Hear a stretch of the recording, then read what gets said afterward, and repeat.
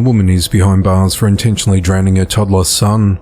At just after 8 p.m. on Tuesday the 18th of June, authorities responded to a domestic disturbance call of residents in the 2600 block of Bowl and Long Creek Road in Lauderdale County, Mississippi. When deputies arrived, they found the lifeless body of 2-year-old Kelly McDevitt Jr. and transported his mother Adrienne McDevitt to a local hospital. No information's been released about why she was taken for medical treatment. After initial investigation, authorities gathered enough information to determine that Adrienne forcibly drowned her child and said that she was the only one at the home at the time of his death. On Wednesday the 19th of June, Adrienne was arrested and charged with murder. She remains held at the Lauderdale County Jail on a $500,000 bond. Authorities said they're still waiting the results of an autopsy. The investigation into the matter continues.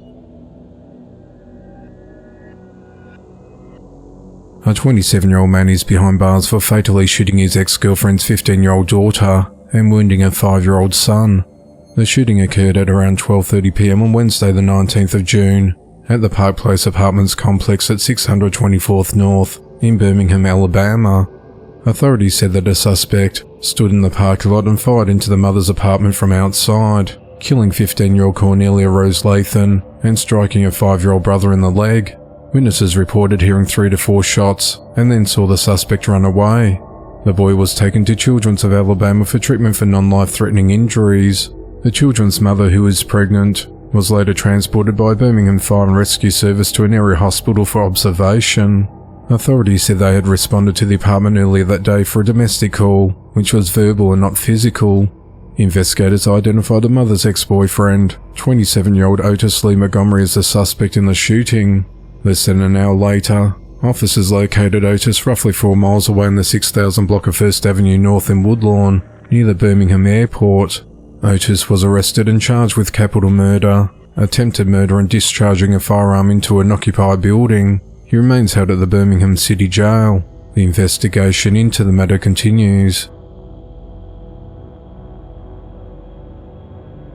A 33-year-old man is behind bars for hacking a co-worker to death with a machete during a dispute.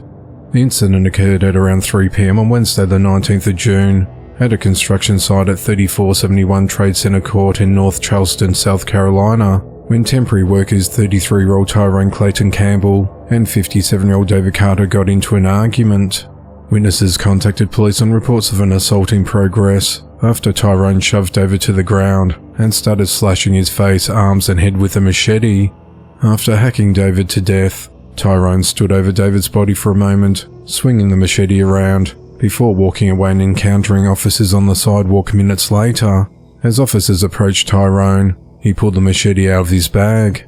Officers drew their firearms and gave Tyrone loud verbal commands to drop the machete, which he refused to do. Officers then shocked Tyrone with a taser and arrested him.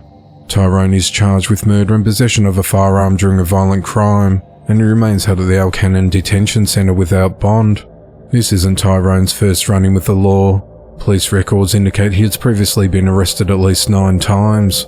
In 2021, he was reportedly charged with arson and attempted murder after being accused of strangling his cellmate in the Orangeburg County Detention Center.